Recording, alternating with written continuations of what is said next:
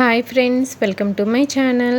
ఈరోజు మన వీడియోలో రోడ్ సైడ్ టిఫిన్ బండి మీద అమ్మే పల్చటి టమాటో చట్నీని ఇంట్లోనే ఎలా ప్రిపేర్ చేసుకోవచ్చో చూపించబోతున్నాను.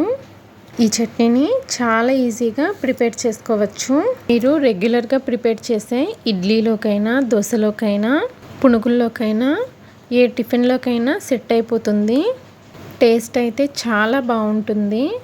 ఈ చట్నీని ప్రిపేర్ చేసుకోవడం కోసమని ఒక గిన్నెలోకి 2 మీడియం సైజుగా ఉండే 2 టమాటాలని శుభ్రంగా కడిగేసేసి 4-5 ఘాట్లు పెట్టుకొని గిన్నెలోకి వేసుకోండి.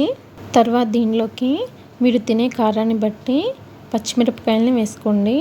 నేనైతే పొడుగ్గా ఉన్న పచ్చిమిరపకాయలని 2 వేసుకుంటున్నాను. మీరు కారం కనుక ఎక్కువ తింటే ఇంకో 2 పచ్చిమిరపకాయలని ఎక్స్ట్రా వేసుకోండి. తర్వాత దీనిలోకి 2 గ్లాసుల వరకు నీళ్ళను పోసుకోండి.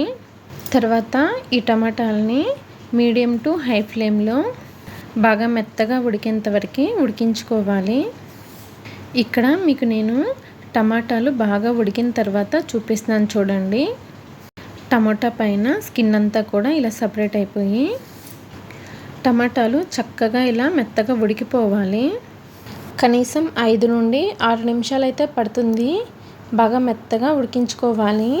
టమాటాలు, పచ్చిమిర్చి ఇలా ఉడికిన తర్వాత స్టవ్ ఆఫ్ చేసేసి ఈ టమాటాలని ఒక ప్లేట్లోకి తీసుకొని వీటిని పూర్తిగా చల్లారనివ్వాలి.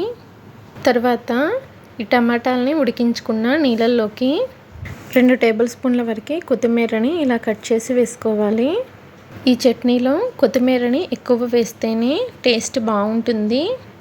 కొత్తిమీర వేసుకొని ఒకసారి కలుపుకొని టమాటో ముక్కలు పూర్తిగా చల్లారిన తర్వాత మాత్రమే మిక్సీ జార్లోకి వేసుకోవాలి. కొంచెం వేడిగా ఉన్నా కానీ ఇది మనకి పైకి చిందుతుందండి.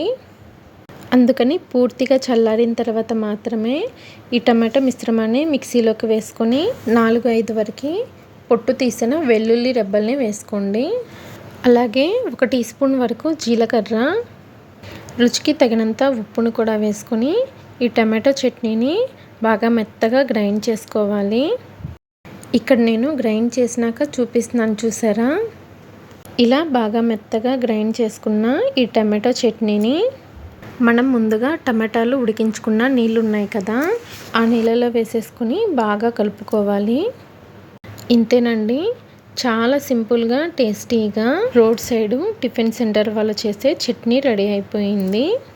చూసారా ఎంత ఈజీగా ప్రిపేర్ చేసుకోవచ్చో. చాలా టేస్టీగా ఉంటుంది. తప్పకుండా ట్రై చేయండి. ఈ చట్నీని ట్రై చేసిన తర్వాత మీకు ఎలా వచ్చిందో, టేస్ట్ ఎలా ఉందో మీ ఫీడ్బ్యాక్ని షేర్ చేయండి. ఓకే అండి, ఈ రెసిపీ కనుక మీకు నచ్చినట్లయితే నా ఛానల్ని లైక్ చేసి, షేర్ చేసి, సబ్స్క్రైబ్ చేసుకోండి. Thanks for watching.